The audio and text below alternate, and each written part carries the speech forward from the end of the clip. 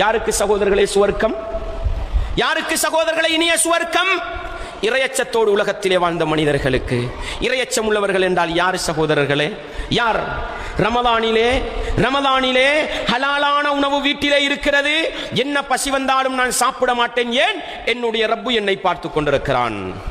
அசருடைய நேரம், ருசியான கஞ்சி மூக்குக்குள் வாசனை நுழைகிறது. என்ன தாகம் இருந்தாலும் ஒரு கஞ்சி ஒரு சொட்டு குடிக்க மாட்டேன். ஏன்? என்னுடைய ரப்பு குடிக்க வேண்டாம் என்று சொல்லிவிட்டான்.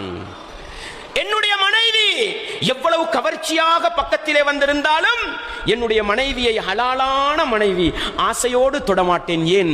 என்னுடைய ரப்பு வேண்டாம் என்று சொல்லிவிட்டான். சுருக்கம் என்ன சகோதரர்களே? இறையச்சம். என்னுடைய ரப்புக்காக ரமதானுடைய பகல் நேரத்திலே ஹலாலான உணவை விடுபவன் நான், ஹலாலான குடிபானத்தை விடுபவன் நான், ஹலாலான மனைவியை விடுபவன் நான். அந்த ரப்பு 360 நாளும் என்னை பார்க்கிறான். அந்த ரப்புக்காக ஹராமான உணவை நான் தொடமாட்டேன். ஹராமான பானம், சிகரெட், பீடி, கஞ்சா, அபின், ஐசு போன்ற ஹராத்தை பாவிக்க மாட்டேன். ஹலாலான மனைவியை ரமதானிலே விட்ட நான் அந்நிய பெண்ணை ரசிக்க மாட்டேன், அந்நிய பெண்ணை பார்க்க மாட்டேன், அந்நிய பெண்ணின் குரலை ரசிக்க மாட்டேன். ஆணும் பெண்ணும் ஆடுகின்ற, கூத்தாடுகின்ற படக்கலாச்சாரம், நாடக கலாச்சாரத்துக்கு நான் அடிமையாக மாட்டேன்.